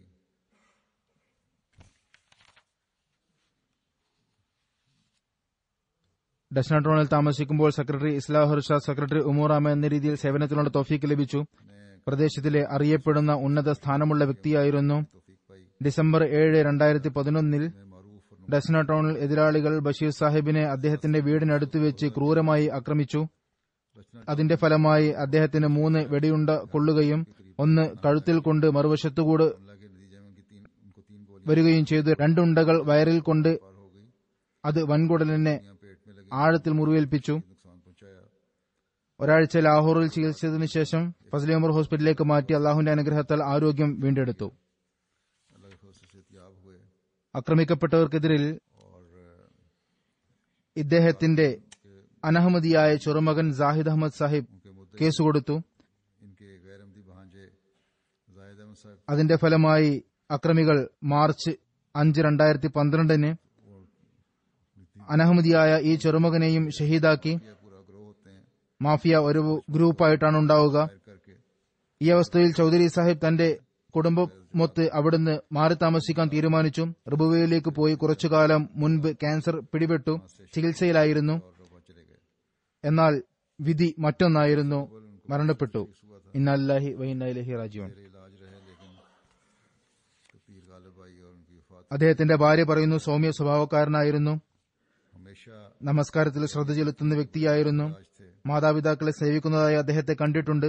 വളരെ ക്ഷമാശീലനും സാധാരണക്കാരനുമായിരുന്നു. കാരുണ്യഹൃദയമുള്ള, എല്ലാവരുമായി നല്ല സ്വഭാവമുള്ള, रहम दिल और हर किसी से നഷ്ടങ്ങൾ സ്വയം സ്വീകരിച്ച് മറ്റുള്ളവരെ അതിൽ നിന്ന് സംരക്ഷിച്ചിരുന്നു. अपने आप को करवा लेते थे लेकिन किसी को नुकसान नहीं पहुंचा. ഒരു ആശ്രിതരെയും കൈവെടിയാറില്ല.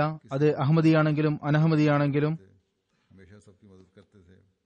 എല്ലാ സമയത്തും തഹജ്ജുദ് നമസ്കരിക്കുന്ന, എപ്പോഴും പള്ളിയിൽ പോയി നമസ്കരിക്കുന്ന വ്യക്തിയായിരുന്നു.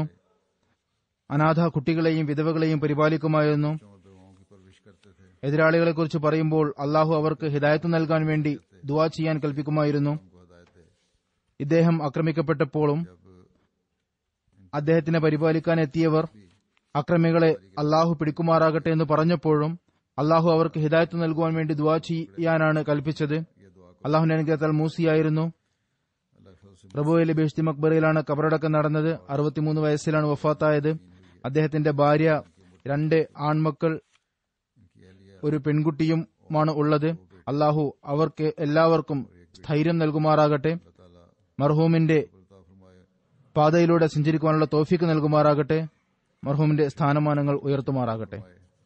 मरहूम के दर्जात बुलंद फरमाए.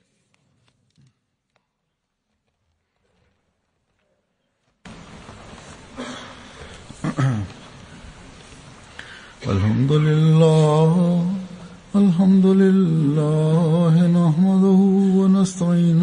ونستغفره ونؤمن به ونتوكل عليه ونعوذ بالله من شرور أنفسنا ومن سيئات أعمالنا من يهده الله فلا مضل له ومن يضلله فلا هادي له ونشهد أن لا إله إلا الله ونشهد أن محمدا عبده ورسوله عباد الله رحمكم الله إن الله يأمر بالعدل والإحسان وإيتاء ذي القربى وينهى عن الفحشاء والمنكر والبغي يعظكم لعلكم تذكرون اذكروا الله يذكركم وادعوه يستجب لكم ولذكر الله أكبر